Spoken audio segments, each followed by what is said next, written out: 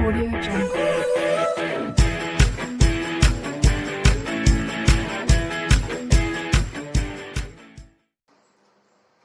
So now students, today I am going to start unit first integers class 7. अब ये student इसमें properties दी गई हैं एडिशन और सब्ट्रैक्शन ऑफ इंटीजर्स। ये आपको माइंड में रखना है कि ये प्रॉपर्टीज हम इंटीजर्स के लिए पढ़ रहे हैं स्टूडेंट्स। किसके लिए? इंटीजर्स के लिए। ये याद रखना है कि ये प्रॉपर्टी इंटीजर्स के लिए है और ये सब बहुत इंपॉर्टेंट चीज़ें हैं। आपको लगता होगा कि ये जो सब बकवास है, ऐसा नहीं है। इन चीज़ों को आपको समझना है, ठीक है? क्योंकि फिर आपके पास अगर प्रॉपर्टीज से रिलेटेड कोई भी चीज़ आ जाती है तो आप जो है फिर आपको कुछ समझ में नहीं आता है। तो इसलिए स्टूडेंट्स प्रॉपर्टीज पढ़ना ज़रूरी है और आपके आगे के लिए समझना उसको ज़रूरी है। अब स्टूडेंट्स प्लीज़ आप लोगों से एक रिक्वेस्ट है कि अगर अभी तक आपने हमारे चैनल को सब्सक्राइब नहीं किया है तो प्लीज़ उस चैनल को सब्सक्राइब कर लीजिए। अब इसमें स्टूडेंट देखिए एक वर्ड आया है क्लोजर, ठीक है? तो क्लोजर का मतलब क्या होता है? ठीक है, closure under addition and subtraction. तो अगर हम दो इंटीजर को ऐड करें, ठीक है, और एक इंटीजर हमें मिले तो वो कहलाती है कि वो प्रॉपर्टी क्लोजर कहलाती है इन केस ऑफ एडिशन, ठीक है? तो एडिशन के केस में क्या होता है, देखिए कि अगर हम दो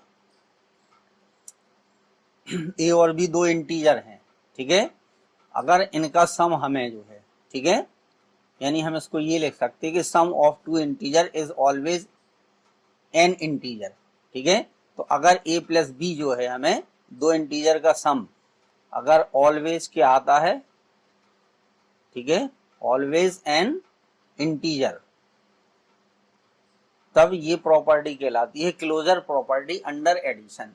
इसी तरीके से स्टूडेंट्स अगर हम दो नंबर का दो इंटीजर का नंबर का नहीं, अगर हम दो इंटीजर को सब्ट्रैक्ट करें, ठीक है, तो ये भी क्या होगा?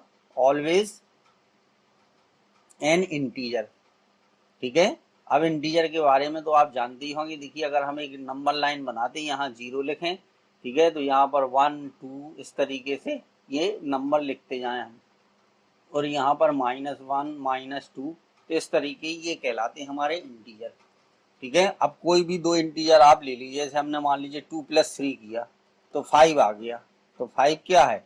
इज एन इंटीजर, ठीक है? ये भी एक हमारा क्या होगा? इंटीजर होगा। अब हमने 2 - 3 किया, ठीक है, तो -1 आ गया, ये भी क्या है? इज एन इंटीजर है, ये भी हमारा क्या होगा? इंटीजर होगा। तो ये क्लोजर प्रॉपर्टी, ठीक है, एडिशन और सब्ट्रैक्शन दोनों को फॉलो करती है स्टूडेंट्स। फिर इसके बाद आती है कॉम्यूटेटिव प्रॉपर्टी फॉर इंटीजर्स। तो कॉम्यूटेटिव प्रॉपर्टी जो होती है वो एडिशन के केस में क्या होती है? फॉलो करती है, लेकिन इन केस ऑफ सब्ट्रैक्शन क्या होता है? ये फॉलो नहीं करती है। तो इसमें ये इक्वल नहीं होगा, यानी a माइनस बी कभी भी b माइनस a के इक्वल नहीं होगा इन केस ऑफ इंटीजर्स, ठीक है? अब देखिए कॉम्यूटेटिव जो है a और b, ठीक है, commutative property for integers in case of addition. अगर दो नंबर को हम ऐड करेंगे, ठीक है, दो इंटीजर को, तो चाहे हम जिस क्रम में उनको ऐड करें वो दोनों सेम होंगे।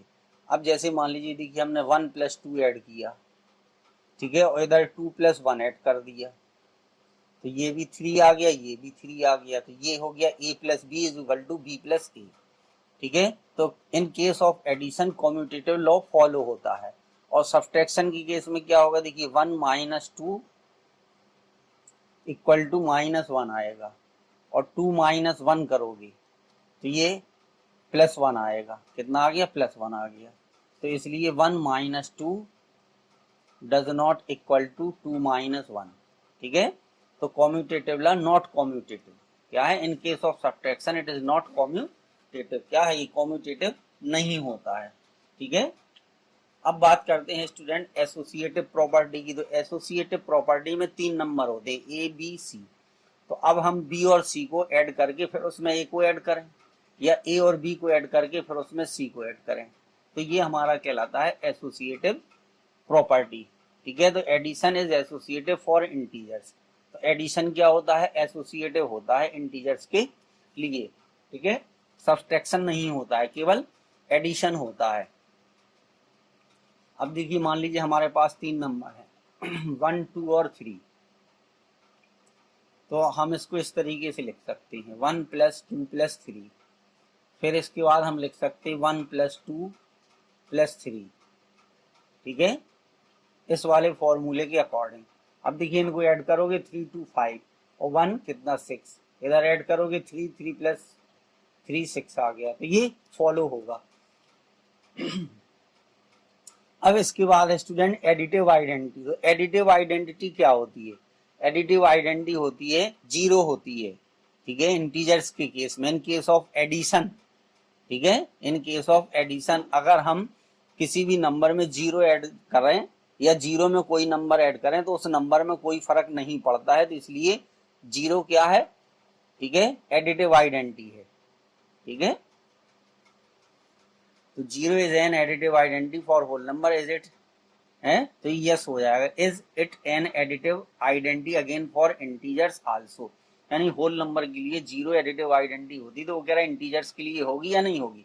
देखिए अगर हम -1 + 0 करें तो भी कितना आएगा, या 0 - 1 करें तब भी क्या है, दोनों केसेस में -1 ही आएगा, इससे कोई फर्क पड़ने वाला नहीं है स्टूडेंट, ठीक है। तो इसलिए ये एडिटिव आइडेंटिटी कहलाती, याद रखिएगा। अब इसके बाद देखिए एक्सरसाइज 1.2। तो अब इसमें हमें, ठीक है, फर्स्ट का ए, तो अब इसमें क्या कह रहा है, write down a pair of integers whose sum is -7, ठीक है। तो इंटीजर लेना है जिनका सम कितना हो, -7 हो, ठीक है। तो फर्स्ट के ए का आंसर क्या होगा, देखिए -4 एंड -3, अगर इन दोनों का हम सम करेंगे तो कितना आएगा, -7 आएगा, ठीक है। एक प्लस में एक माइनस में भी हो सकता है, ठीक है, वो भी हो सकता है, तो ये जरूरी नहीं है कि ये हम दोनों माइनस के लें, ठीक है। आंसर उसके कुछ भी हो सकते, जरूरी नहीं कि आपका बुक से मैच करे। डिफरेंस इज -10, ठीक है। अब ये कह रहा है कि इनका डिफरेंस कैसा हो, -10 हो, ठीक है। तो देखिए अगर हम मान लीजिए 0 एंड 10 ले लें, ठीक है, अब इनका डिफरेंस आप निकालो, 0 -10, ठीक है, कितना आएगा, -10 आ जाएगा, जबकि 0 भी इंटीजर है और 10 भी एक इंटीजर है, ठीक है। सी में क्या है, सम इज 0, तो दोनों नंबर सेम होंगे, चाहे जो से भी ले लीजिए, 5 एंड, ठीक है, -5, 5 और -5, तो इनका सम आप करोगे तो 0 आ जाएगा, 5 - 5 क्या है, 0 है। इस तरीके से इसको करना था। अब सेकंड गेम में क्या, write a pair of negative integers whose difference gives 8, write a pair of negative integer. अब नेगेटिव इंटीजर के दो पेयर लेने हैं हमें, ठीक है, जिनका डिफरेंस कितना हो, 8 हो। तो देखिए हम लेंगे -4 और कोई भी ले सकते एंड -12, ठीक है। अब इनका डिफरेंस अगर हम करेंगे, ठीक है, तो देखिए -4 -12, ठीक है, तो ये हो जाएगा -4 + 12, ठीक है। तो 12 में से -4 चले गए तो कितना आएगा, 8 आ जाएगा, ठीक है। कोई भी हो सकती है, ये स्टूडेंट जरूरी नहीं है कि आंसर शीट से आपके मैच करें, कोई दूसरे भी ले सकते हैं।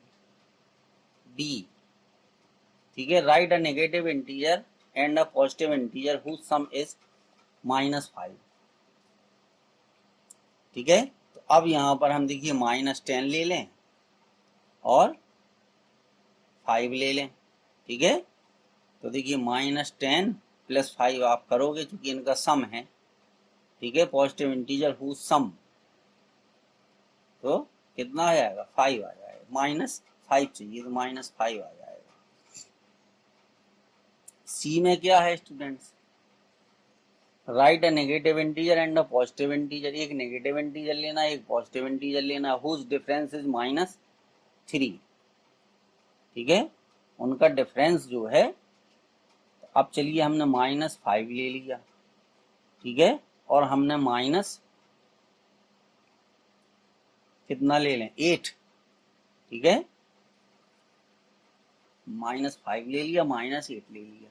अब इनका जो डिफरेंस है, ठीक है। तो डिफरेंस का मतलब है कि -5 और इसमें से -8 को सब्ट्रैक्ट करना है, ठीक है। तो कितना हो जाएगा, -5 + 8। अच्छा, कुछ डिफरेंस इज -3 चाहिए हमें, ठीक है। तो उसके लिए नंबर तो सही लिखिए, इसको इस तरीके से कर देंगे हम, ठीक है। इसमें से इसको, चलिए पहले -8 लिख दीजिए, फिर 5 लिख दीजिए, ठीक है। ये हो जाएगा -8 एंड -5। अब -8 -5, ठीक है। तो ये हो जाएगा -8 + 5, कितना आ गया, -3 आ गया स्टूडेंट्स, ठीक है। इनका डिफरेंस -3 आ गया। तो इस तरीके से ये सेकंड क्वेश्चन हमें करना था। थर्ड क्वेश्चन में क्या है स्टूडेंट्स, ठीक है, इसमें कह रहा है इन क्विज टीम ए स्कोर, ठीक है। तो यहाँ पर हम लिख देंगे स्कोर ऑफ टीम ए, ठीक है। तो -40 है, फिर 10 है और फिर 0 है, ठीक है। अब इसके बाद है स्कोर ऑफ टीम बी, ठीक है। टीम बी का स्कोर क्या है स्टूडेंट्स, टीम बी का जो स्कोर है वो है 10, फिर 0 और फिर -40, ठीक है। In 3 successive rounds which team scored more, ठीक है। दोनों तो सेम है नंबर, ठीक है, क्योंकि हमें पता है कि इनको हम किसी भी ऑर्डर में ऐड करेंगे वैल्यू सेम आएगी, ठीक है। -40 10 0, फिर 10 0 -40, ठीक है। तो स्कोर ऑफ टीम ए हम निकालेंगे, ठीक है, टीम ए स्कोर, ठीक है। तो अब इनका हम कर देंगे total score, total score of team A, ठीक है। ये हो जाएगा -40 + 10 + 0, ये आ गया -30। अब ऐसे ही हो जाएगा total score of team B, इसका भी 10 + 0 -40, तो -30 आ गया। विच टीम स्कोर्ड मोर, ठीक है। तो आंसर में हम यहाँ क्या लिख देंगे, ईच टीम, ठीक है, इक्वल, ईच टीम हैज, ठीक है, इक्वल स्कोर, ठीक है। Can we say that we can add integers in any order, तो ये हो जाएगा क्या, यस, ठीक है। एक आंसर ये है और एक आंसर ये है, ठीक है। दोनों टीम का जो स्कोर है वो क्या है, सेम है, ठीक है।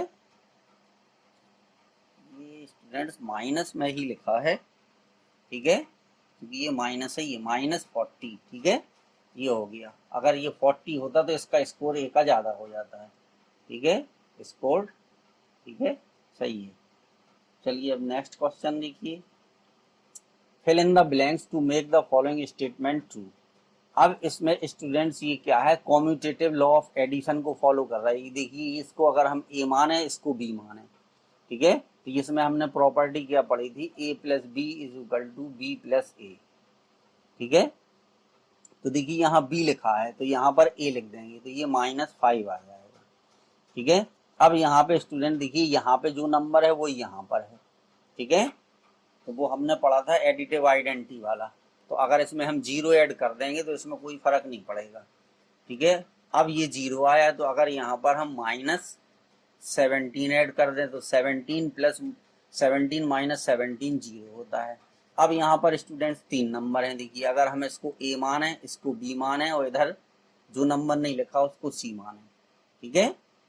तो देखिए 13 हमारा है, ए ये है, बी ये है, तो -7 नहीं है, तो बस यहाँ पर कितना आ जाएगा, -7 आ जाएगा, इसी तरीके से यहाँ देखिए -4 और 15, ये -4 और 15 दिए हैं, कौन नहीं मिल रहा, -3 नहीं आ रहा, तो बस -3 नहीं लिखा तो ये -3 हो गया।